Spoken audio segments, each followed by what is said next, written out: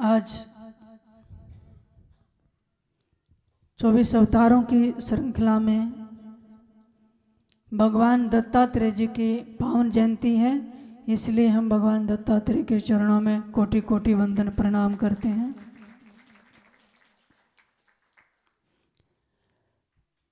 कैसा युग, दिव्य वातावरण, तप संयम का युग था जब अत्रि और अनसुईया के घर में भगवान ने अवतार धारण किया। देखिए, धरती तो पूरे वर्ल्ड में सब जगह है, दूसरे देशों में भी है, लेकिन कल्पवास करने के लिए विदेशी भी भारत की भूमि पर आते हैं। हर देश में बहुत बड़ी बड़ी आपको बिल्डिंगें, होटल मिल जाएंगे, संस्थाएं मिल जाएंगी, लेकिन मंदिरों की परिक्रमा करने के लिए तो भारत में ही आते हैं। हर देश में बड़े बड़े सरोवर और नदियां, खाड़ी मिल जाएंगी, लेकिन भारत की नदियों में तीर्थ और स्नान करने के लिए विदेशी भी आते हैं। पूरी दुनिया में बहुत बड़े बड़े साम्राज्य से युक्त व्यक्ति मिल जाएंगे, धनी मानी वैभव से युक्त मिलेंगे, लेकिन धूल से धूसरित, लंबे चोगे पहने, पैरों में काठ की चप्पलें पहने हुए संतों के दर्शन करने भारत की भूमि में विदेशी आते हैं। इसलिए बंधु, हम बहुत सौभाग्यशाली हैं। इस भारत भूमि में जो 24 अवतार हुए, अनेक ऋषि मुनि सिद्धों ने यहाँ अवतार लेकर इस धरा को पावन किया। उसी ज्ञान को लेकर संत महापुरुषों में वेद शास्त्रों पुराणों के माध्यम से ग्रंथ को निमित्त मानकर हमें उपदेश करते हैं। गरीबदास महाराज ने भी अपनी वाणी में स्थान दिया दत्तात्रेय भगवान के उस रूप का कि कैसे प्रकट हुए थे। गृह सोया अनसोया मिले तीनों देवाधान, शब्द स्वरूपी उतरे दत्तात्रेय परवान। देखिए, देवहूति करदम जिसने लाखों हजारों वर्ष तक तप किया, संयम साधना करके उसके बाद संतान पैदा किए। कौन? सिद्धों में कपिल मुनि, वो भी अवतार थे। अब जिसकी माँ ऐसी होगी तो उसकी बेटियां कैसी होंगी? 9 बेटियां हुई, एक एक को योगनी, जोगनी, तपस्विनी और वैरागन बना दिया। एक एक ऋषि को उनका विवाह किया और उपदेश दिया, बेटी त्याग, तपस्या, संयम से जीवन व्यतीत करके फिर गृहस्थी में प्रवेश करना। और उन्हीं की बेटी अनसुईया ने भी एक अवतार को प्रकट किया। माँ बेटी दोनों अवतार लेकर आई इस धरती पे। तो इसलिए ये संस्कारित भूमि रही है। तो दत्तात्रेय तीनों देव के अंश से प्रकट हुए थे। दिगंबर वेश में कोपीन पहने हुए, धूल दूसरी शरीर, पहाड़ों में कंदराओं में भ्रमण करते थे, ज़्यादातर अदर्शन मौन रखते थे।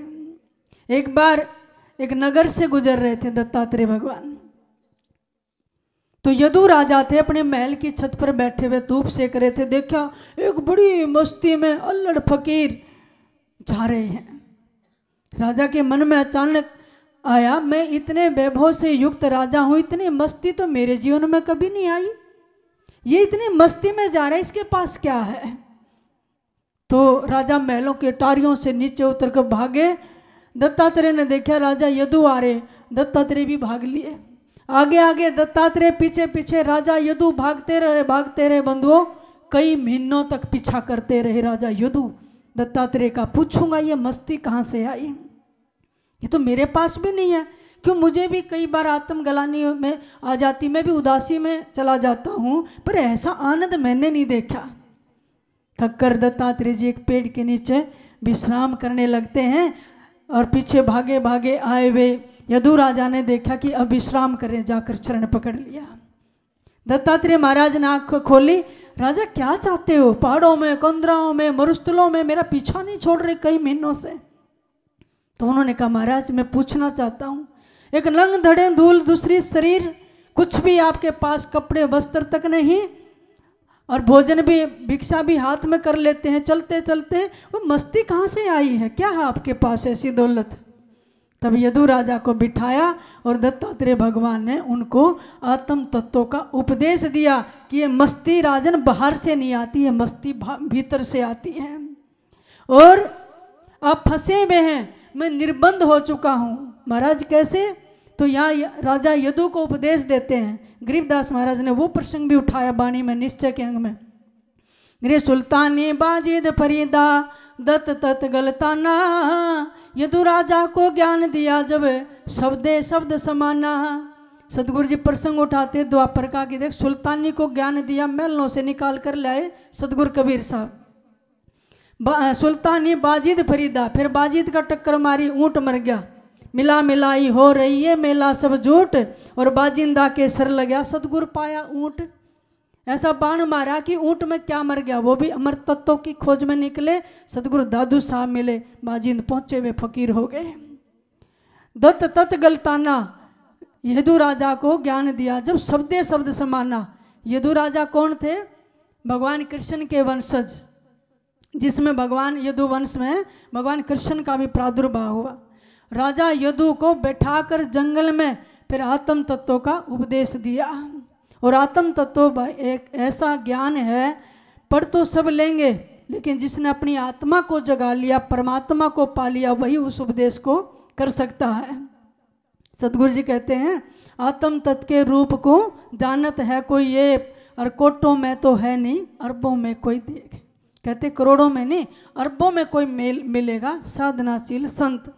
तो उन्होंने कहा यदु राजा ने कि राजन, जो जैसे एक खाली जमीन पड़ी होती है, उस पे अगर आपने कोई प्राचीर दीवार नहीं बनाई है तो कोई भी व्यक्ति उस पे कब्जा करके अपनी व्यवस्था बना सकता है।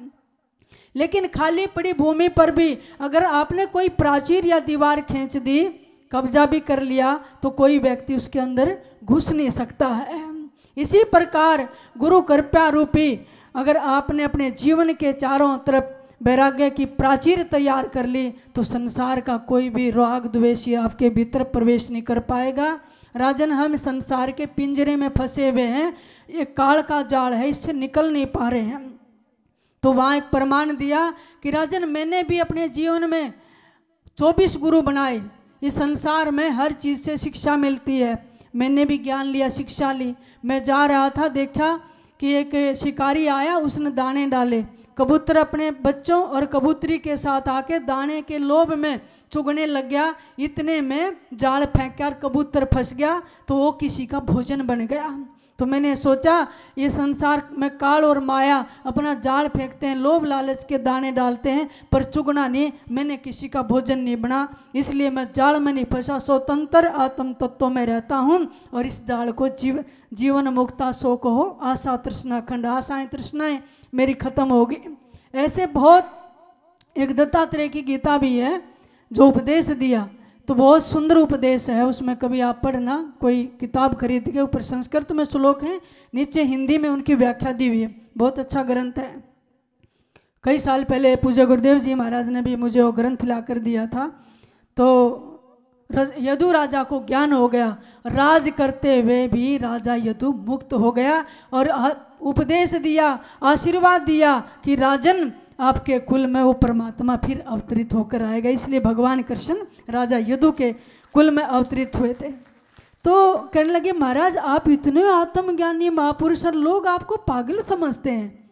दत्तात्रेय मुस्कुराए कि जो हमारी मस्ती या दीवानापन है उसको कोई समझ नहीं पाएगा, क्योंकि जहाँ वालों का क्या, वो तो मुझे दीवाना समझते हैं, मुझे कुछ अक्ल से अपने ही बेगाना समझते हैं। अजब आनंद से मेरे सुकृत लबों पे हंसते हैं, जो सच्ची बात कहता हूँ तो अफसाना समझते हैं। मेरी दुनिया को लोग दीवानापन समझते हैं, मेरी दुनिया को लोग दीवानापन समझते हैं। यानी लोग पागल समझते हैं, मैं अपनी मस्ती में रहता हूँ। लाखों लोग बनाता खालिक, लेकिन कोई कोई मकसूर बना देता। कितने लोग पैदा होते हैं, लेकिन मस्त कोई कोई पैदा होता। तो ऐसे थे दत्तात्रेय भगवान। तो जिस कुल में आप देखो, अत्रि ऋषि ने त्रिगुणात्मक प्रकृति को अपने वश में करके तदाकार और मंत्राकार हो गए, और ऐसी ही असती अनसुईया वो धरती पर परमात्मा को लेकर आए। बंधुओं, अपनी संतान में अच्छे संस्कार डालिए। आज किस किस को लगता है कि हमारी युवा पीढ़ी बिगड़ती जा रही है? किस किस को लगता है कि दिशाहीन और संस्कारहीन होती जा रही है? सबको लगता है ना। क्यों होती जा रही है? क्योंकि आज वेस्टर्न कल्चर का बहुत बड़ा प्रभाव पड़ा है, उन पे छाप छोड़ी हुई है। और किसी भी देश की संस्कृति और संस्कार को नष्ट करना हो तो किसी बड़े युद्ध की जरूरत नहीं है, उसकी 3 चीज़ें नष्ट कर दीजिए। कौन सी? एक भोजन, एक वेश और एक भाषा। आज हमारा भोजन बदल गया। बड़े नगरों में जाकर देखो, गांव में तो फिर भी थोड़ा सा कसर है, कोई भी घर के चूल्हे चौके का भोजन करके राजी नहीं है। फास्ट फूड, पिज्ज़ा, बीजा, भेजा, पता नहीं क्या क्या नाम उनके हैं, वो खाते हैं, बंद डिब्बों का, कई कई महीनों का सड़ा हुआ, गला हुआ, और वो शरीर के लिए ठीक नहीं है। तो भोजन बिगड़ गया हमारा। जितना व्यक्ति बाहर का खाएगा उतना शरीर बीमार रहेगा, मन दूषित होगा, परिवार में प्रेम नहीं होगा। क्योंकि घर में जो भोजन होता है, रसोई में, वहाँ रस बनता है। माताएं भोजन को अमृत बना सकती हैं। नाम जपते जपते भगवान को भोग लगा कर यहाँ भोजन किया जाता था। तो इसलिए हमारा भोजन बिगड़ गया। और बाहर जाकर देखोगे तो बाहर लोगों ने देखा, भारत के लोग भोजन क्या करते हैं। आज उन्होंने जो ऑयल खाते थे या और कुछ खाते थे, घी खाना शुरू कर दिया है, हल्दी का दूध पीना शुरू कर दिया है, हरी सब्जियां खानी शुरू कर दी हैं। वो हमारे भोजन को अपना रहे हैं, लेकिन बहुत बड़ा प्रहार हमारे भोजन पर हो रहा है। दूसरा हमारा वेश, क्योंकि वेश से आत्मा का और मन का परिवेश तैयार होता है, आत्मा बनती है इससे। हमारे सीधे साधे कपड़े थे, सभ्य थे, शालीन थे, लेकिन आज कपड़ों के नाम पर कैसा बदचलन सा महसूस होता है। आगे से हटके हुए, पीछे से लटके हुए, कहीं खोया लटका हुआ, कहीं घुटना फटा हुआ, है ना, कैंची भरे हुए, चीर लटकते हुए, पता नहीं कैसे कपड़े। ऐसे तो रेलवे स्टेशनों पर वो पागल से होते थे ना, वो पहनते थे, कहते थे देखो चिथड़े पहने हुए, शायद ये पागल है। आज बड़े बड़े घरों के बच्चों को देखो कैसे चिथड़े पहनते हैं, और ऐसे बद्दे जो दूसरे को देखने में भी शर्म आती है। और बाहर जाकर देखो, बाहर के अंग्रेज आकर औरतें साड़ी बांधती हैं, पुरुष चोटी रख के धोती बांधते हैं। जो हमारा पहनावा था वो पहनने लगे हैं। भोजन का और इसका वस्त्र का बहुत ज़्यादा प्रभाव होता है, उसी से हमारी संस्कृति ऊपर उठती है। आप कितने महंगे ब्रांडेड कपड़े दे दो, स्मार्टफोन हाथ में आ गया, गाड़ियाँ आ गई, बाइक आ गया, अच्छा भोजन चाहिए, लेकिन संस्कार तो नहीं दिए आपने। क्या कभी अपने बच्चों को गुरु के द्वार पर, धर्म के द्वार पर, मर्यादा के द्वार पर, संत के द्वार पर लेकर गए? वहाँ बैठकर कहा कि सुनकर देखो संत क्या फरमा रहे हैं। आज के बच्चे नहीं मानते कि संत महात्मा ये तो ढोंगी होते हैं। क्यों?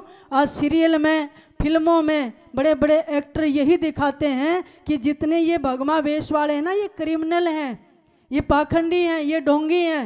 और कौन लोग बना रहे हैं जिनका स्वयं का कोई चरित्र नहीं है। वो हमारे साधु संतों पे अटैक करके ऐसे ऐसे सीरियल फिल्में बना दी जिससे बच्चों के मन में घृणा पैदा हो जाए। कुछ आपने बिगाड़ दिए, छोटा सा बच्चा है, अच्छी भगवान की लोरियां सुनाकर आपने दूध पिलाना था, सुलाना था, आपने क्या किया, बच्चा दूध नहीं पीता, स्मार्टफोन हाथ में दे दिया, कार्टून देख ले। अब वो कार्टून ही देखेगा, दूध पिएगा, फिर सोता नहीं है तो क्या करते, कहते हो बाबा आएगा कान काट लेगा। वो बाबा ऐसा बैठा दिया, वो कम वक्त सारी उम्र बाबाओं के पास ही नहीं जाएगा। बाबा कान काटने के लिए होते हैं। अरे मदालसा जैसी माता बनो ना, जिसने लोरियां सुना सुना के ब्रह्म ज्ञानी बना के जंगलों में भेज दिया। अरे दुष्यंत शकुंतला जैसी माँ बनो ना, भरत को जो शेर की सवारी करके खेलता था। लेकिन आपने तो अपने बच्चों को छोटे छोटे पिल्ले ला कर रख दिए घर में। पिता पिल्ला ले आता है, कई कई लाख के आते हैं, ये विदेशी कुत्ता है, उसको खिलाने पिलाने में अपने बेड पर सुलाते हैं, फिर वो पोटी करता है। पूरे घर में ना शुद्धता रही ना शुभता रही, और उसी के साथ सोते हैं, उसी की प्लेट में खाते हैं।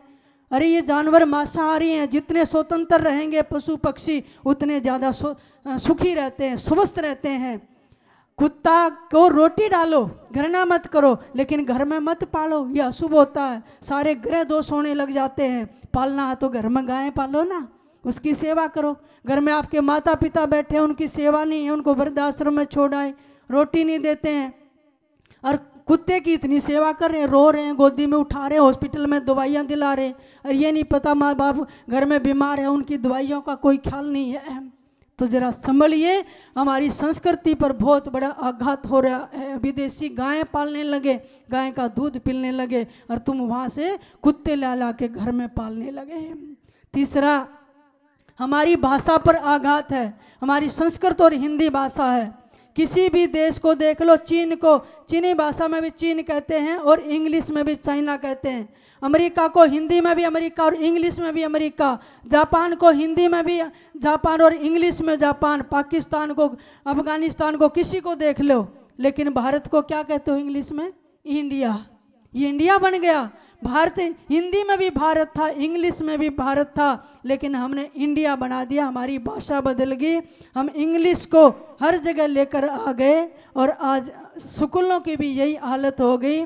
छोटे छोटे बच्चों को पूछ लो, माताओं को, बहनों को पूछ लो, मेरी हिंदी कमज़ोर है। फिर आपका मजबूत क्या है? डूब के मरने की बात है। भारत में रह रहे हो और हिंदी कमज़ोर है आपकी।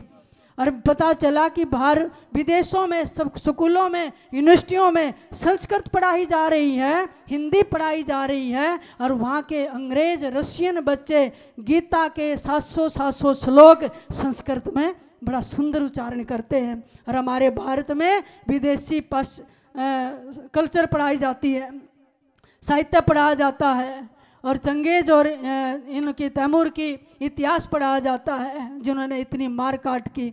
और विदेशी जो है वो इंग्लिश में ट्विंकल ट्विंकल पढ़ाया जाता है। वो तो टंकल आपको क्या देगा? तो हम इसलिए हमारी गुरुकुलों से जो शिक्षा मिलती थी, 25 वर्ष तक एक बच्चा बाल ब्रह्मचारी बन के, बलिष्ठ बनकर वहाँ से निकलता था और गुरु ऐसे संस्कार देते थे। फिर 50 वर्ष तक वो एक यति और एक सती की तरह गृहस्थ जीवन में प्रवेश करते थे। उसके बाद वापस फिर जंगलों की तरफ मुँह होके सन्यासी बनते थे। लेकिन आज नाइट क्लब कल्चर आ गई है। रात होते ही बच्चे आपके होटलों में जाएंगे, वहीं खाएंगे, डांस करेंगे, क्लबों में जाएंगे, शराब पिएंगे, मीट मांस खाएंगे, भद्दे डांस करेंगे। फिर आप कहेंगे बच्चे बिगड़ गए। बच्चों से मैंने पूछा भी, तुम्हारी फसलें क्यों बिगड़ गई? बच्चों ने कहा फसलें नहीं, हमारी नस्लें बिगड़ गई। माँ बाप भी होटलों में जाकर डांस कर रहे हैं, गंदा भोजन खा रहे हैं, तो हम भी वही करेंगे। लेकिन ये देश क्या था? ये देश था चंदन है इस देश की माटी, तपोभूमि हर ग्राम है, हर बाला देवी की प्रतिमा, बच्चा बच्चा राम है, बच्चा बच्चा राम है। गाइए मेरे साथ। चंदन है इस देश की माटी, चंदन है इस देश की माटी, तपोभूमि हर ग्राम है, हर बाला देवी की प्रतिमा, बच्चा बच्चा राम है, बच्चा बच्चा राम। मिट्टी तो अन्य देशों में भी आकर, लेकिन ब्रज के अयोध्या की भूमि को, ब्रज रज को क्यों माथे पर लगाते हैं? क्योंकि भगवान ने रमण किया है, यहाँ पर रमण बिहारी रहे हैं। और हर गांव में कोई न कोई तपस्वी सिद्ध हुआ है, तो आप कहते हैं हमारे गांव में उस पासे सिद्ध पीठ है, तपोभूमि है। और हर बाला को यहाँ देवी का, दुर्गा का स्वरूप माना जाता, पूजा की जाती। और फिर कहते हैं हर बच्चे में राम है। हमारे पूर्वजों ने ये हमें सिखाया था, इस चीज़ को भूलते जा रहे हैं, इसलिए हमारी संस्कृति बिगड़ती जा रही है। आपने वापस संस्कृति संस्कारों को लाना है तो अपना भोजन ठीक करो, अपना वेश ठीक करो और अपनी भाषा ठीक करो। तो जब तक आप गुरु के धर्म के द्वार पर नहीं लेकर आओगे, आपके बच्चे सुधरने वाले नहीं हैं। तो ऐसी सती थी अनसुईया, जिसके द्वार पर, क्यों? जिस घर की बहन बेटियां, स्त्रियां रहन सहन सादे तरीके से पूजा पाठ में रहेंगी, त्रिकाल संध्या करेंगी, नाम जप करेंगी, मर्यादा में रहेंगी, वो अक्सर सुंदर, जीवंत और स्वाभाविक सी लगती हैं। और फिर उनका तप जो है तीनों लोकों तक, देवताओं तक चला गया, और देवता उस द्वार थपथपाने लग जाते हैं उस गेट पर आकर। इसलिए तो तीनों देव यति का रूप लेकर, जोगी का रूप लेकर अनसुईया के द्वार पर आए थे। भिक्षाम देही, और अत्रि को कर दिया दूर। ऐसा संयोग साधना था। अकेली है, नग्न होकर भिक्षा लेंगे। फिर देखते हैं धर्म संकट में स्त्री क्या करेगी। अगर सुबह सुबह हमें भूखे लौटा दिया तो इसका तप भंग होगा। लेकिन उसको पता था, वो धार्मिक थी, मर्यादित थी और सारे संकल्पों को जानती थी। उसने अपने तप से देखा, इन 6 को सबसे पहले भोजन कराना चाहिए। मेरे द्वार पर जोगी आए, किस 6 को? वृद्ध को, बालक को यानी बच्चे को, गर्भवती स्त्री को, अतिथि को, सन्यासी यति को सबसे पहले भोजन कराया जाता है। तो उसने देखा भूखे ना जाएं, तो उसने अपने संकल्प से, अगर कभी मैंने मन से भी पर पुरुष का विचार ना किया हो तो ये तीनों देवता योगी ये बच्चे बन जाए। ऐसी कौन सी शक्ति है जो भारतीय नारी ने ईश्वर को बच्चा बना दिया? वो आपका सतीत्व है, वो आपकी मर्यादा है, वो धर्म पूर्वक जीवन है। और द्वार पर उनको तीनों गोद में लेकर उनको एक नगन होकर स्त्री ने दूध पिला दिया। तो देखो संसार की व्यवस्था तक डिगमगा गई थी कि एक स्त्री के द्वार पर तीनों देवता बच्चे बने झूल रहे हैं, पलने में लोरियां सुना रही है। तब आकर तीनों देवियों ने उनसे क्षमा मांगी थी। तो अब देखो किसी के साथ छल किया। तो मैं कई बार सोचती हूँ कि रावण ने भी साधु का वेश धारण क्यों किया सीता को उठाने में? क्योंकि साधु पे, यति पे व्यक्ति सहज रूप से विश्वास कर लेता है, ये विश्वास पात्र होते हैं। तो सीता को साथ छल किया, रावण ठगने आया तो किसका वेश बनाया? साधु का, क्योंकि साधु विश्वास पात्र होता है। उसको अनसुईया को छलने आए तो किसका रूप बनाया? यतियों का, जोगी का रूप बनाया। और अहिल्या को इंद्र ठगने आया तो ऋषि का रूप बनाया। लेकिन तीनों के आगे इनको हारना पड़ा। ये ऐसी देवियाँ थी, रावण का वंश नष्ट हो गया, तीनों देवता बच्चे बन गए। और अहिल्या भले ही उसका दोष नहीं था, वो पत्थर बन गई थी, लेकिन इंद्र भी तो कोडी बना, चंद्रमा को भी तो दाग लगा। घर में अहिल्या अकेली थी। रोज गौतम ऋषि का नियम था कि मैं गंगा में ब्रह्म मुहूर्त में उठ के स्नान करने जाऊं।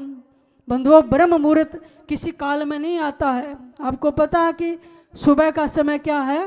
प्रातः काल, भोर काल, फिर दोपहर काल, फिर निशांत काल, फिर सायं काल, फिर रात्रि काल, फिर मध्य रात्रि काल। लेकिन सुबह को ब्रह्म काल कोई कहता है? क्या कहते हैं? ब्रह्म मुहूर्त। क्योंकि वो जो समय होता है 2.5 घंटे का, वो काल में नहीं आता है, वो ब्रह्म से जुड़ने का मुहूर्त होता है, वो काल से परे है। इसलिए सुबह उठकर ब्रह्म मुहूर्त में गुरु मंत्र का सुमरण साधना किया करो, काल से परे हो जाओगे। वही एक समय होता है जब आपकी सुरती शब्द का मेल हो सकता है ब्रह्म मुहूर्त में।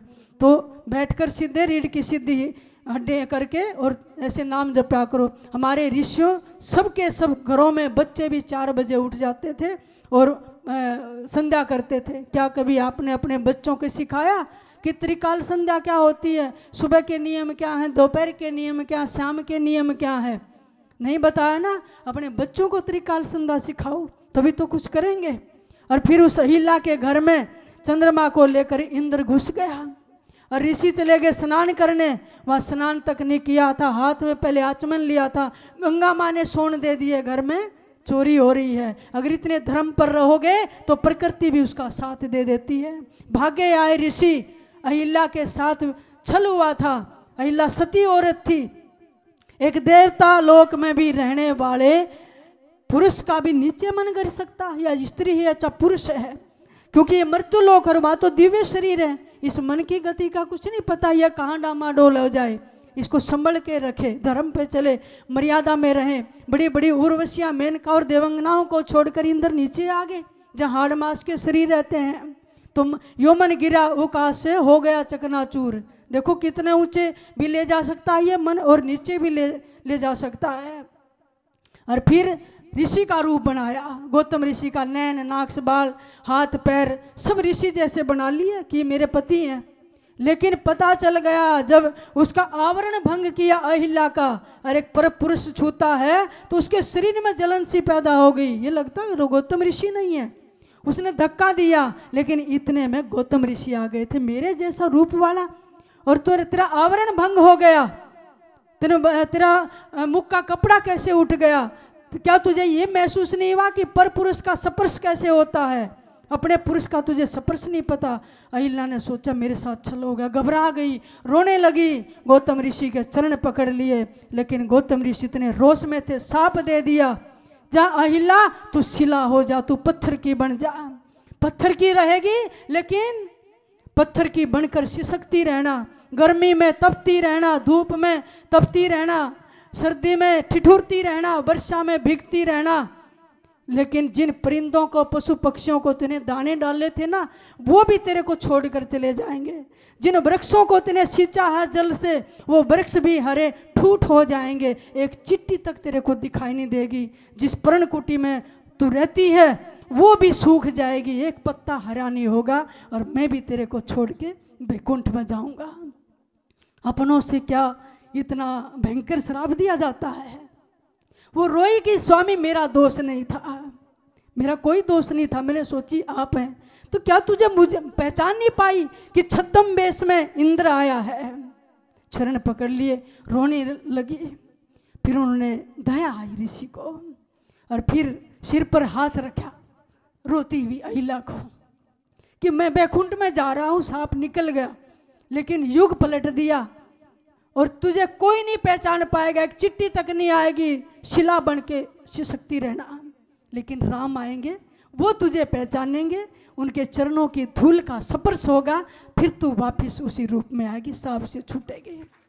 और जब राम गए, लक्ष्मण गए, विश्वामित्र के साथ देखा लताओं को, इतने सुंदर पुष्प और सुंदर ऋषियों की पर्णकुटियां हैं, सुंदर परिंदे, कपोत का कोकल, मयूर नाच कर रहे हैं, सुंदर सरोवरों का जल है। जब आगे जाकर देखा चकित रह गए, एक कुटिया सूखी हुई सी, वृक्ष भी सूखे हुए ठूठ है, कोई परिंदा पशु पक्षी वहाँ पर नहीं है, लेकिन एक शिला पड़ी है जो सिसक रही है। क्या शिला भी सिसकती है गुरुदेव? विश्वामित्र ने कहा राम थोड़ा आगे बढ़ो। पत्थर सी हो गई थी, आपसे कोई ना बोले ना सारा दिन, पत्थर जैसे हो जाओगे, 2 महीने कोई बात ना करे, शिला जैसे हो जाओगे। उसको प्रकृति ने ऐसा भयंकर साप दिलाया। सिसकती हुई के पास गए, चरण की धूल उड़कर ही अहिला को लगी थी, वापिस उसी स्वरूप में आ गई। राम के द्वारा उद्धार हुआ और फिर वैकुंठों में चली गई। मुझे ये संसार अब मान्य नहीं है, मेरे पति अगर ऋषि भी वैकुंठ में चले गए, मैं भी वहीं जाऊंगी। राम का दर्शन करके स्पर्श पाके वहाँ चली गई। पतिव्रता स्त्री के बहुत धर्म बताए हैं। गरीबदास महाराज ने वाणी में लिखा है, गरीब पतिव्रता के वर्ते में कदे न पण है भंग, जाका दुनिया क्या करे जिनके भक्ति उमंग। जिनको भक्ति की लगन है उसका दुनिया कोई बिगाड़ नहीं सकती है। गरीब पतिव्रता प्रसंग सुने, जाका जासे ने है, अपना पति छाड़े नहीं, कोट मिले जय देव। चाहे कितने सुंदर से सुंदर देव ऋषि यहाँ उतर का जाए, लेकिन पतिव्रता स्त्री अपना पति ही मान्य है। वो स्वप्न में भी दूसरे का संकल्प नहीं करती, क्यों? पता है उसका परमात्मा रूठ जाएगा। गरीब पतिव्रता बतिया करें, आन पुरुष मुख जोड़े, साहेब बहुत रिसात हैं, पल में बैठे तोड़े। परमात्मा रूठ जाएगा, देव शक्तियाँ रूठ जाएंगी। माताओं, अपनी बेटियों को सतीत्व धर्म का उपदेश किया करो, जैसे मैना ने सीता को दिया था, द्रौपदी की माँ ने द्रौपदी को दिया था, अनसुईया, सावित्री, इनकी माताओं ने उपदेश दिया था। अब भी बैठाकर मर्यादा सिखाया करो। आज ये फ्रेंडशिप वाली कल्चर चल पड़ी ना, एक दोस्त बनाओ, 2 महीने रहो, फिर छोड़ दो, फिर तीसरे फिर चौथे के पास। लड़के लड़कियों में थोड़ी भ्रष्टता आई है, इससे तुम्हारे ब्रह्मचर्य और धर्म भ्रष्ट होता है, मर्यादा टूटती है। ये अपनी कल्चर नहीं थी, ये बाहर की थी। और बाहर की मैंने देखा बेटियां और बेटे आकर ब्रह्मचारी बन के और यहाँ संत बन रहे हैं, भारत में परिक्रमा दे रहे हैं, मंदिरों में जा रहे हैं, कीर्तन कर रहे हैं, और हमारे बच्चे ऐश प्रस्ती में चले गए। एक ही पुरुष मान्य होता था भारत की नारी को, लेकिन आज वो दोस्त बना लिया, वो छोड़ दिया, फिर दूसरा बना लिया, तीसरा बना लिया।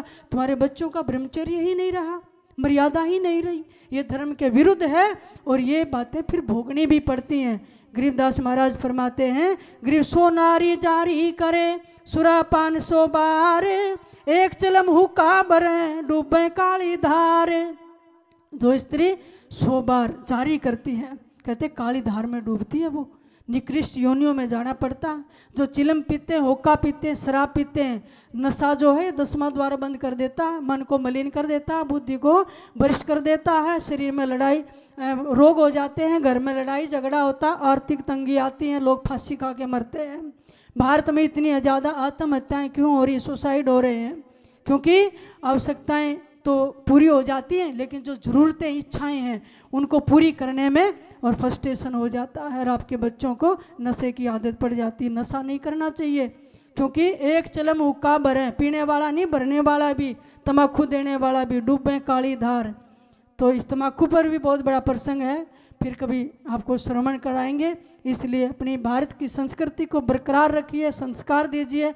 और एक संस्कारित नारी को ना कोई डिगा सकता है, ना कोई हिला सकता है, ना कोई बहका सकता है। इसलिए अनसुईया के घर में दत्तात्रेय भगवान प्रकट हुए और उसकी माँ देवहूति के कपिल मुनि प्रकट हुए। तो आपके अंदर ऐसी ताकत है, ऐसी सामर्थ्य है, लेकिन संस्कारों को जगाने की जरूरत है। और संस्कार बिना गुरुद्वार पर आए कभी जग नहीं सकते। आपकी शिकायत होती है, गुरु महाराज बच्चे बिगड़ गए, मानते ही नहीं, पूजा पाठ करते ही नहीं। लेकिन जब तक लेके नहीं आओगे, सुनोगे नहीं, तो आपके बच्चों में संस्कार जगने वाले नहीं हैं। तो इसलिए उनका थोड़ा पहनावे पर, भोजन पे, उनकी संगत पे, भाषा पे थोड़ा सा ध्यान देना पड़ेगा आपको। आप अंग्रेजी पढ़ाओ, लैपटॉप की भाषा, विज्ञान की भाषा अंग्रेजी हो सकती है, बाहर विदेश की अंग्रेजी हो सकती है, लेकिन घर में बोलचाल की भाषा अपनी हिंदी रखिए, हिंदी को जागृत रखिए। बोलिए सदगुरुदेव भगवान की। बंदे मत कर मान गुमान, की मत घट जागी। बंदे मत कर मान गुमान, की मत घट जागी, या बात बिगड़ जागी। कीमत घट जागी, या बात बंदे मत कर मान गुमान, कीमत बंदे मत कर मान गुमान, कीमत घट जागी, या बात बिगड़ जागी।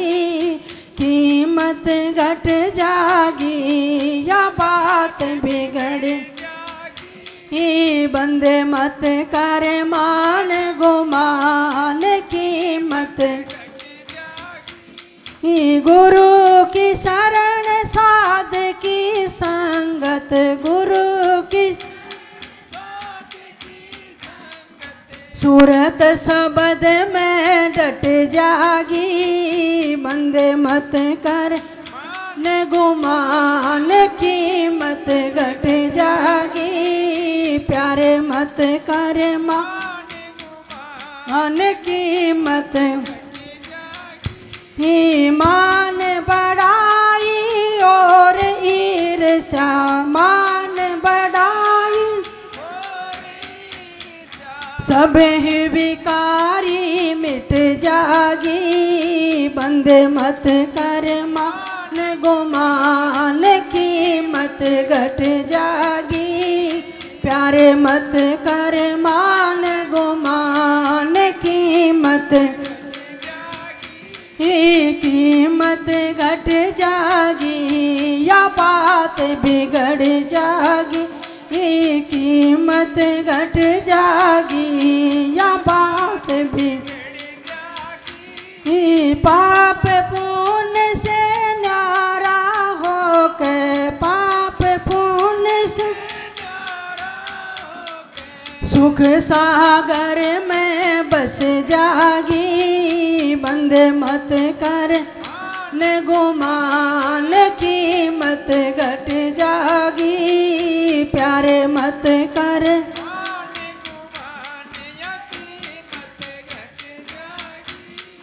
गीसा संत के चरण कमल में, गीसा बंदी छोड़ के चरण कमल में, बंदी छोड़ मैं दासों की दूर मत कट जागी। बंदे मत कर न गुमान, कीमत घट जागी। प्यारे मत कर आन, कीमत घट जा। जीता दास सर सतगुरु की जीता दास की जीता दास शरण सतगुरु की जीता